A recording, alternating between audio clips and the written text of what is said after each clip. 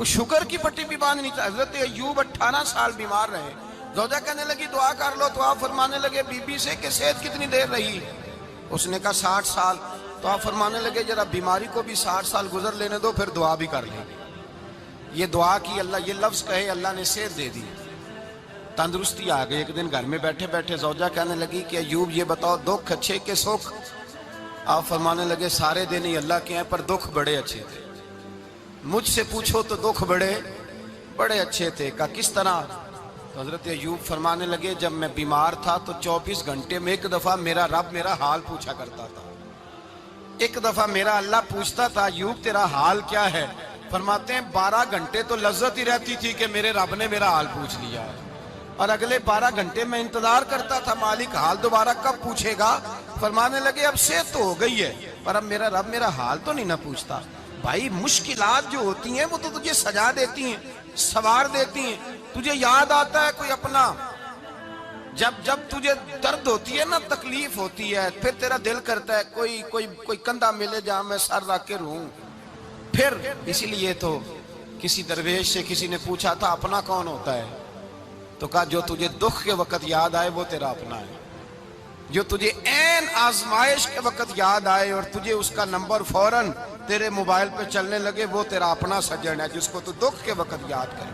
تو بھائی مشکلات کے بعد جو اللہ آسانی دیتا ہے. حضرت ابراہیم کو آگ میں بھی پھینکا گیا، حضرت ابراہیم علیہ السلام کو ستایا بھی گیا، نکالا بھی گیا، لیکن جب ان مشکلات سے گزرے تو میرا رب فرماتا ہے وَإِذِ ابْتَلَىٰ إِبْرَاهِيمَ رَبُّهُ بِكَلِمَاتٍ فَأَتَمَّهُنَّ قَالَ إِنِّي جَاعِلُكَ لِلنَّاسِ إِمَامًا. کہا جب ابراہیم پورے اترے تو پھر ہم نے انہیں امام بنا دیا. یا اللہ کس طرح کی امامت دی؟ فرمایا میں نے اتنی اعلیٰ شان عطا کی ہے کہ اپنے لاڈلے رسول کو جناب ابراہیم کی نسل میں پیدا فرما دیا ہے. میں نے مصطفیٰ کو ان کی نسل میں پیدا کر دیا، قیامت تک کے لیے ان کا وقار بڑھا دیا. اللہم صلی علی محمد وعلا آل محمد کما صلیت علی ابراہیم وعلا آل ابراہیم. ان کی عظمت بڑھا دی اس لیے کہ جب وہ آزمائش سے گزر کر کے آئے پھر جو آسانی دی. میرے نبی پاک صلی اللہ علیہ وسلم نے دین ابراہیمی کی بہت ساری چیزوں کو رکھا. کہا میں ملت ابراہیمی پہ ہوں. جب کوئی مشکلات کو عبور کر کے آتا ہے، جب کوئی تکلیفیں سہ کر کے آتا ہے، اس کے لیے جو اجر ہوتا ہے، اس کے لیے جو پھر اللہ کتنی ذرا بڑی توجہ کیجئے گا. لوگ سمجھتے ہیں فلاں آدمی مشکل میں ہے تو شاید مشکل میں ہی رہے گا، فلاں آزمائش میں ہے تو شاید میرا اللہ فرماتا ہے ایک مشکل دے کے میں 2 آسانیاں بھی دوں گا. تم مشکل دیکھ رہے ہو، مشکل نہ دیکھو، وہ جو اس کو بعد میں آسانی آنے والی ہے، اور ڈبل جو میں اس پر نعمت کرنے والا ہوں اس کو دیکھو. حضرت یوسف کو بھائیوں نے کنویں میں ڈال دیا تھا، اور جب کنویں سے نکلے تو مصر کے بازاروں میں بکے، اور پھر زلیخا نے الزام لگایا تو حالات بگڑ گئے. حضرت یوسف کو جیل جانا پڑا. کتنی کٹھن زندگی تھی، لیکن میرے مالک کو کچھ اور ہی منظور تھا. کنویں میں گرنے والے، بازار میں بکنے والے، جیل میں جانے والے، الزام لینے والے جناب یوسف کو رب کریم نے اسی مصر کا بادشاہ بنا دیا. اللہ پاک نے اسی مصر کا حکمران بنا دیا. یاری تیری سونا ہے پر ازمیشاں تیریاں اگ. اے سونا پرکھیا جاوند آئی پہلو نال اگاں دے لگ.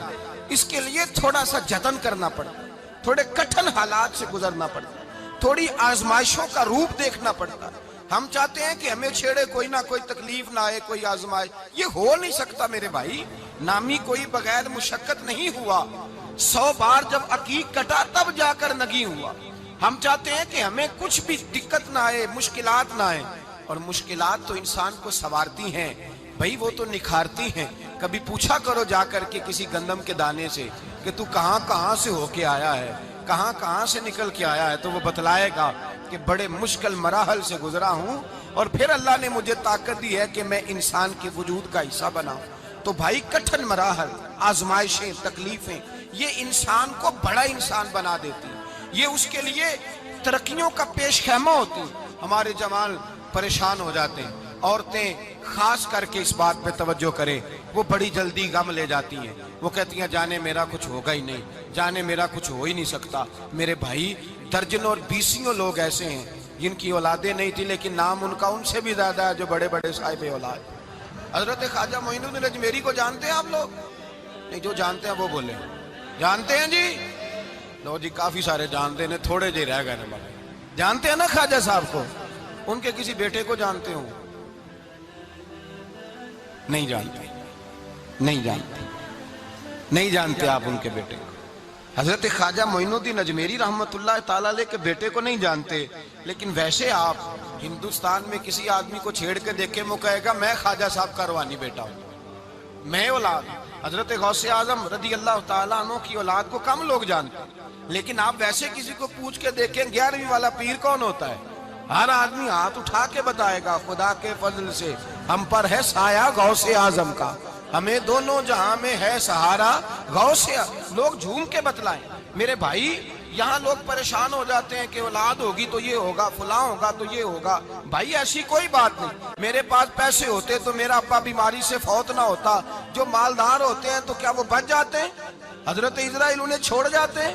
او خدا کے بندے تو کیسی بات کر رہا ہے؟ یاد رکھ، یہ جو آزمائشیں ہوتی ہیں، یہ جو تکلیفیں ہوتی ہیں، یہ جو تھوڑے سے مشکل حالات ہوتے ہیں۔ حضرت یونس علیہ السلام کی دوستی ہوگی حضرت جبریل امین سے، تو جناب جبریل ملنے آئے۔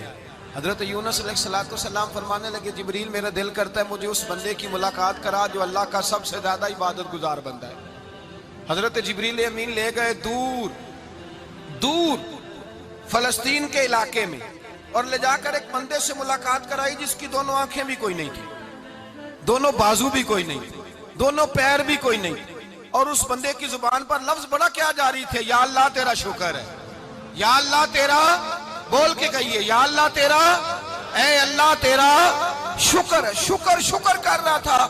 حضرت جناب سیدنا یونس علیہ السلام کہنے لگے میں نے تجھے عبادت گزار کو ملانے کو کہا تھا، تو کہاں لے آیا؟ حضرت جبریل کہنے لگے یا یونس، یہ ہر چیز جانے کے باوجود اپنے رب کی رضا پہ راضی ہے۔ اس وقت دنیا میں نبیوں کے بعد جس سے اللہ سب سے زیادہ پیار کر رہا ہے وہ یہی بندہ ہے، یہ اپنے رب کی رضا پہ راضی ہے۔ اے تن میرا کنگی ہووے تے میں زلف سجن دی باواں، تے پوش میرے دی جتی بن جائے تے میں یار دی قدمی آواں، مارو مارو مینو مار مکاؤ کوئی عذر نہ پیش لے آواں، تے جے سونا ہی میرے دکھ وچ راضی، جے سونا ہی میرے دکھ وچ راضی، جے سونا ہی میرے دکھ وچ راضی، تے میں سکھ نو چلے ڈاواں۔ مالک جب اس حال میں راضی ہے تو بس ٹھیک ہو گیا، ٹھیک ہو گیا۔ وصل اچھا ہے نہ فراق اچھا ہے، بس جس حال میں محبوب رکھے وہی حال اچھا ہے، بس جس حال میں انہوں نے رکھا بات ٹھیک ہو گئی۔ اس میں اب انسان شکوہ کرتے پھرے کہ یہ کس طرح ہے وہ کس طرح، اپنے آپ کو مطمئن رکھا ہے۔ مشکل کے بعد جو آسانی حضرت لقمان حکیم، ان کے نام پر قرآن مجید کی پوری سورت ہے۔ حضرت لقمان حکیم علیہ رحمہ آپ اپنے بیٹے کو نصیحت کر رہے تھے، کہنے لگے بیٹا کو مشکل آئے تو گھبرانا نہیں، کوئی مشکل آئے تو کرے بیٹوں کو سمجھ آ جائے کہ مشکل آئے تو، سمجھ آ رہی ہے بات کی، مشکل آئے تو۔ اور کیا خوبصورت جملے، بیٹے کو بٹھا کے کہتے ہیں بیٹا چھوٹی مشکل آئے گی تو اللہ بڑی مشکلات آسان کر دے گا، سمجھو چھوٹی مشکلات آئیں تو اللہ نے بڑی مشکلیں اس نے آسان کر دی۔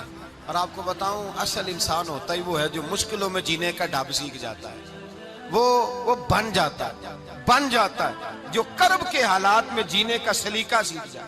اپنے بچوں کو یہ سمجھانا، حضرت لقمان بیٹے مشکل آئے تو گھبرانا نہیں، بڑی کو ٹال دیتی ہے، وہ نیکی کا اور آسانی کا پیش خیمہ ہوتی ہے، اللہ اس کے بعد آسانی سمجھا رہے ہیں۔ کچھ دنوں کے بعد کہنے لگے آؤ فلاں اللہ کے نبی کی ملاقات کو چلیں، فلاں نبی علیہ السلام سے ملنے چلتے ہیں۔ اس زمانے میں جو نبی تھے ان سے ملنے چلے گئے۔ بیٹے کو بات یاد تھی، گھوڑے پہ بیٹھے، امام ابن جوزی نے اس کو لکھا ہے، گھوڑے پہ بیٹھے تھے دونوں کے پاس گھوڑے تھے۔ اب رستہ بہت زیادہ تھا، کھانا ساتھ لے لیا، پانی ساتھ لے لیا، رستہ لمبا تھا، صحرا کا علاقہ تھا۔ جب جانے لگے تو اتنی سخت گرمی ہوئی کہ گھوڑے بھی بے ہوش ہونے لگے، اچانک ایسی گرم لو چلی کہ گھوڑے بھی۔ اب دونوں باپ بیٹا جو تھے وہ بڑی جوش میں تھے کہ جانا ہی جانا ہے، گھوڑے سے اتر کر کے پیدل چلنے لگے۔ اب پیدل چلتے چلتے ذرا آگے گئے تو گرمی میں جتنا بندہ پیدل چلتا ہے اتنا پیاس بھی زیادہ لگتی ہے، تو پانی پیتے رہے، کھانا کھاتے رہے، کھانا پانی بھی ختم ہو گیا۔ تھوڑا آگے چلے نا، اس قدر تکلیف بڑھی کہ حضرت جناب لقمان کے بیٹے کے پیر کے اندر ایک ہڈی پیوست ہو گئی، इतनी बड़ी हड्डी थी, वो अंदर ही चली गई पैर, खून के फवारे गिरने लगे, बेटा बेहोश हो गया। हजरत लुकमान उसके सराहने बैठे, तो बेटा था ना, आंखों में आंसू आ गए। बेटे ने आंख खोली तो कहने लगा, अब्बा जी आप तो सब्र करने वाले हैं, आप रो रहे हैं। फरमाया, बेटे मैं क्या करूं, मेरे सीने में जो दिल है वो एक बाप का दिल है। तो बाप जो हुआ तेरा, तेरी दुख पर रोना आया। बड़ी मुश्किल से दांत के साथ हड्डी निकाली, हड्डी निकली तो खून भी चला। साहब ज्यादा कहने लगा, हुजूर आपने तो कहा था हर मुश्किल के बाद आसानी होती है, और छोटी मुश्किल देख के अल्लाह बड़ी से बचा लेता है, तो हम तो अच्छे काम चले थे, मुश्किल पे मुश्किल, मुश्किल पे मुश्किल, ये क्या है? हजरत लुकमान कहने लगे, बेटा ना तू रब की हिकमतों को जानता है, ना पूरी तरह मैं जानता हूँ, लेकिन जो मैंने कहा था वो बात सच्ची है। फइन्ना मअल उसरि युस्रन, इन्ना मअल उसरि युस्रा। अल्लाह हर मुश्किल के बाद आसानी अता फरमाएगा, और फरमाया मेरा ईमान है कि जरूर जरूर अता फरमाएगा। ये बात कह रहे थे कि सामने से धुआं उठा, इतना सख्त धुआं उठा कि आपने सोचा शायद वहां बादिया वहां जाते। वहां चलने लगे तो पीछे से किसी ने आवाज दी, ठहर जाओ, रुको। वहीं रुक गए। थोड़ी देर गुजरी तो कहा रुक जाओ। जब रुके तो एक बोलने वाला बोला, कहने लगा तुम्हारे लिए थोड़ी देर के बाद जानवरों का बंदोबस्त कर दिया जाएगा, खाने का भी बंदोबस्त हो जाएगा, बच्चे का पैर भी सही हो जाएगा, चले जाना, लेकिन जरा ठहरो। हजरत लुकमान कहने लगे, बोलने वाले तू कौन है? तो कहने लगे, मैं अल्लाह का फरिश्ता हूं, मैं अल्लाह का फरिश्ता हूं। कहा अल्लाह के फरिश्ते और ये सारा कुछ क्या है? तो फरिश्ता कहने लगा, असल बात यह है कि सामने बस्ती पर मुझे अजाब नाज़िल करने का हुक्म मिला था, आप बड़ी तेजी से आ रहे थे, मैंने रब से दुआ की कि अल्लाह इस बाप बेटे की गलती कोई नहीं, मेहरबानी फरमा। रब ने पहले आपको सहरा में उलझाया, फिर मेरी दुआ की बरकत से आपके घोड़े ठहर गए, फिर मेरी दुआ की बरकत से आपका पानी खत्म हुआ, फिर मेरी दुआ की बरकत से आपके बेटे को जख्म आया, फिर मेरी दुआ की बरकत से सामने से धुआं उठा। फरमाया ये जो तुम्हें मुश्किल पे मुश्किल आ रही थी, ये तो मेरा रब तुम्हें अजाब से बचाना चाह रहा था। ये जो तुम्हें मुश्किल पर मुश्किल आ रही थी, तो मेरा मालिक तुम्हें अजाब से बचा रहा था, तुम समझ नहीं रहे थे।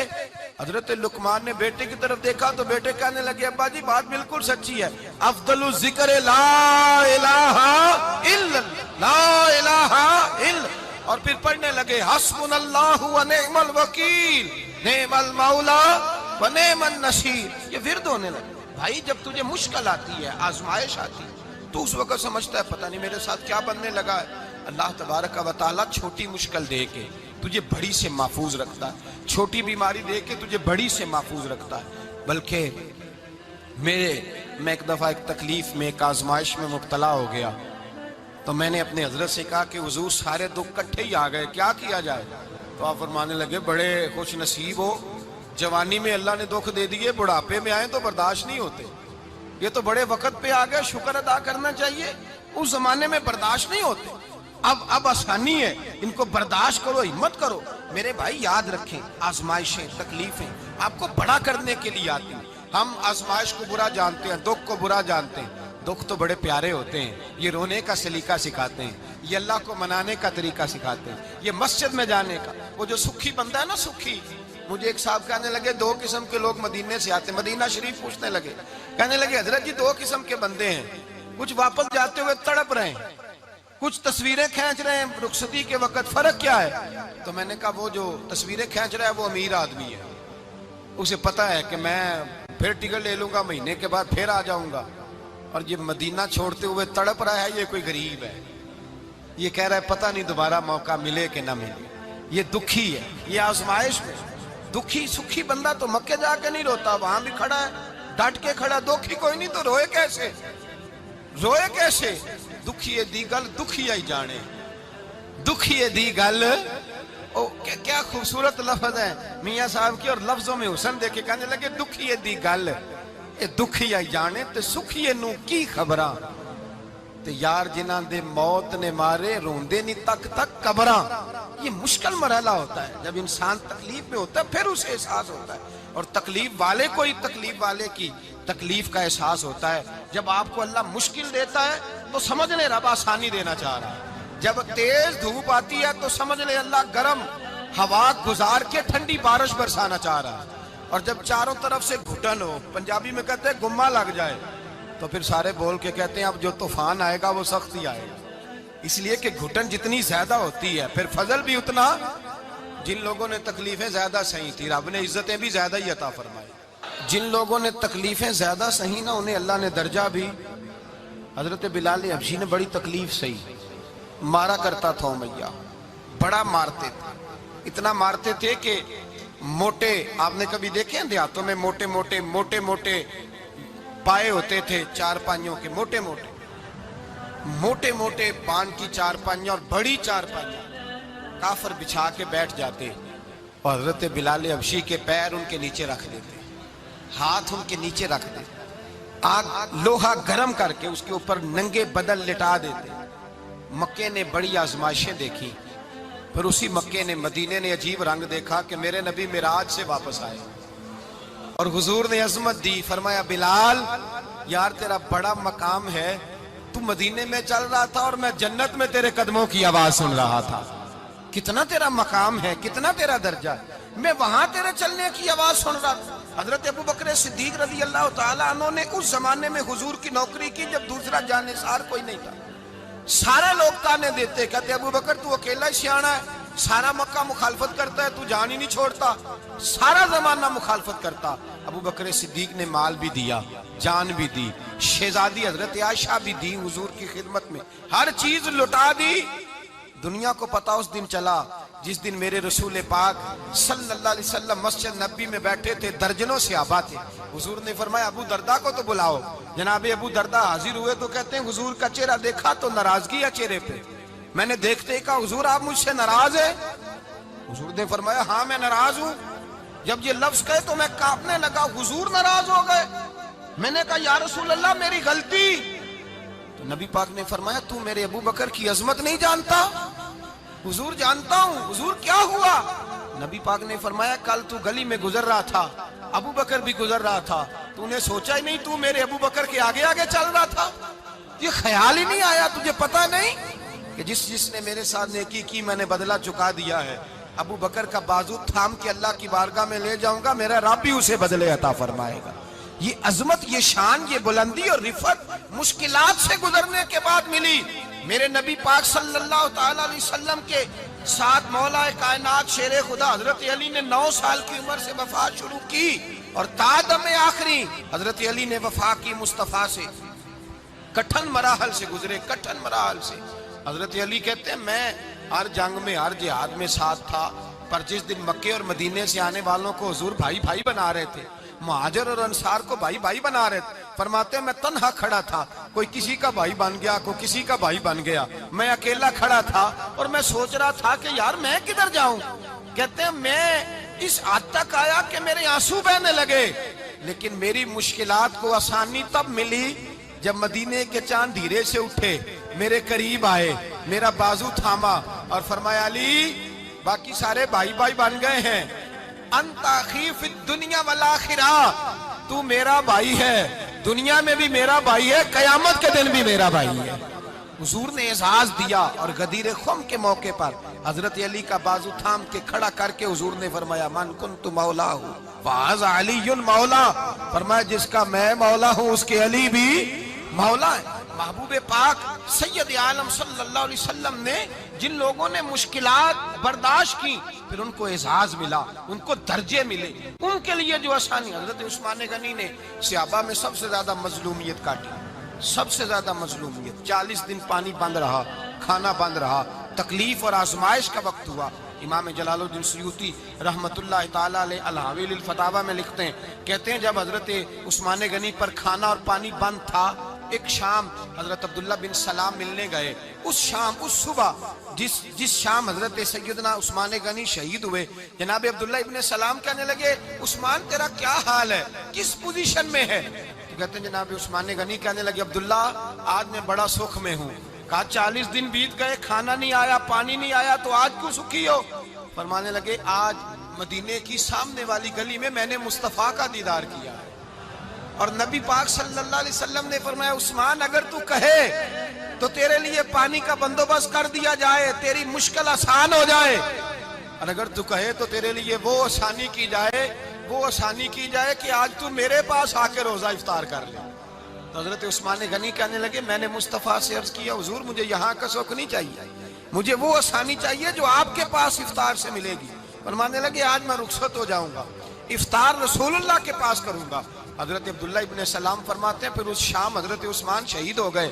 لوگ کہنے لگے عثمان شہید ہو گئے، اور میں کہنے لگا نہیں، انہوں نے جا کے نبی پاک کے دسترخوان پہ روزہ افطار کر لیا ہے۔ روزہ افطار بھائی، پھر بعد میں جو آسانی ملی ان لوگوں، جو ان لوگوں کو درجات نصیب، کٹھن حضرت